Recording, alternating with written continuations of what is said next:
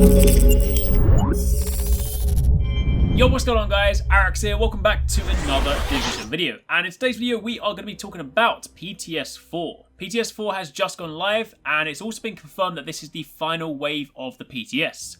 That of course means that after this is done, provided they are of course happy with it and there aren't any sudden kind of glaring issues that break the game, then that of course means they're ready to start rolling it out to everyone else. If you look at previous PTSs for previous updates as examples, once the final PTS is finished and they close it, then it's not too long until the update rolls out for everyone. So hopefully that means that somewhere in the realms of the next couple of weeks, we should all get Last Stand and 1.6. And don't forget, the PlayStation is no longer behind the timed exclusive window, so everybody gets everything at the same time this time round. There is, however, still no date, so as and when we do get one, I will be sure to share that with you guys. But for the time being, PTS 4 is live, it is the final PTS. So in this video, I want to quickly go over the changes and talk about some of the stuff they want to test this time round. So if you do enjoy this, a like will be super appreciated. Any questions, drop them down below. But first up, talking about normalization. This is of course in the Last Stand game mode. They've tested two different versions of this. The most recent one in PTS 3, they made it so that your major bonuses actually count and they are not kind of flattened out or normalized, which of course means you were able to tweak them ever so slightly to give yourself an advantage in Last Stand, which truth be told is a little bit odd in a normalized format. So what they've now done for normalization is they've basically pushed everything to the max. On your gear, as it was previously, your attribute will be rolled to the max for a 256 gear piece, and your major and minor bonuses will also be maxed. Your gear mods will be maxed. Your performance mods, maxed. Weapon mods, major stats, weapon damage, and weapon attributes all pushed up to the max. Effectively, what this does is it creates a fully, perfectly min-maxed character in a normalized environment. It effectively means if you're going into Last Stand, everybody's character is as best as it can possibly be. So this way, the only difference between characters is of course how you spec your gear set, and of course the attributes that you decide to roll. So if you decide to roll, say, firearms on all pieces of gear and you're a bit of a glass cannon, then of course you will have a little bit more firearms than other people, but all your stats will be maxed. So this is the final version of normalization they're going to test. They'll of course then invite people to give feedback, and then they will determine which is the most successful one, and of course then go with that.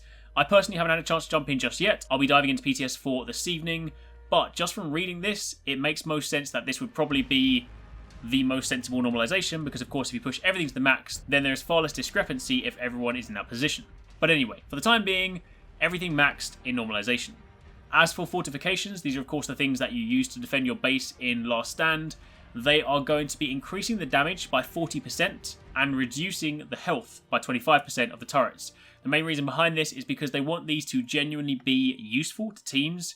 Perhaps if you're in a situation where you really want to try and make a stand and people are trying to sort of capture your base, they want these fortifications to be a lot more lethal. They found that prior to that, people were able to basically face tank them, heal through it, and things like that. So going into PTS 4, if you're going to be fighting fortifications, make sure you make good use of, say, EMP grenades and things like that to shut them down, so you can take them out.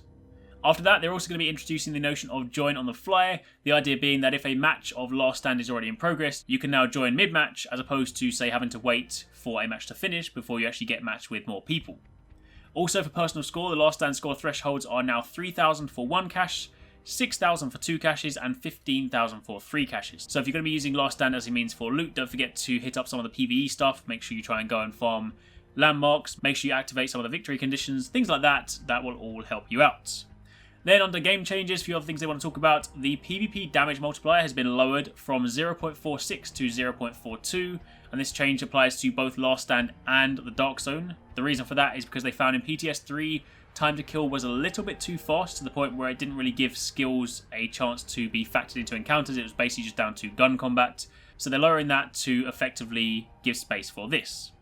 As for weapons, a couple of changes. Historian in PTS 3, I was actually going to do a video on it, but then I tested it. I was like, this is broken, because you actually couldn't kill anything with it. It was like you were basically, you might as well have taken the gun and thrown it at them. You do more damage that way. And the reason for that is because all the damage from the gun was put into the explosions. So the gun basically did like 700 damage.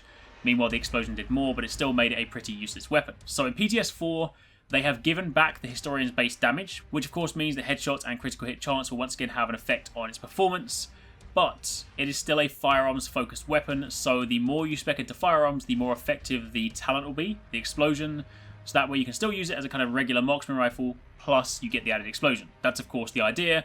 I'll jump in again and do some testing. I've been doing some videos on exotic weapons anyway. If you guys haven't seen them, then I've done a couple recently, but I'll be doing some more before the PTS finishes. The other change, and this one is super exciting because for a while we've been stuck in a kind of assault rifle meta. They have now restored critical hit chance to SMGs. You guys might remember that way back at the beginning, 1.1, 1.2, stuff like that, SMGs had critical hit chance, but then later down the line, that was replaced with critical hit damage, which, as I'm sure you guys can imagine, hindered their potency quite heavily, to the point where they were then swapped out for assault rifles and people kind of lent on them more so as the meta. What they did say though is that some people that had legacy SMGs were using them in Last Stand. There were instances of people using critical hit chance, and from the testing that they did, from the kind of stuff that they saw, they said that they seem to be in a pretty good place, so they're confident that they can reintroduce critical hit chance for all SMGs and have them be a viable competitor to some of the other weapons, so that hopefully that way people don't have to feel the need to rely on assault rifles. So that is active in PTS 4. Of course, again, they're going to be keeping an eye on it. If it suddenly does heavily skew the game and suddenly it becomes an SMG meta again, they might have to rethink it, but for the time being, critical hit chance will be back on SMGs.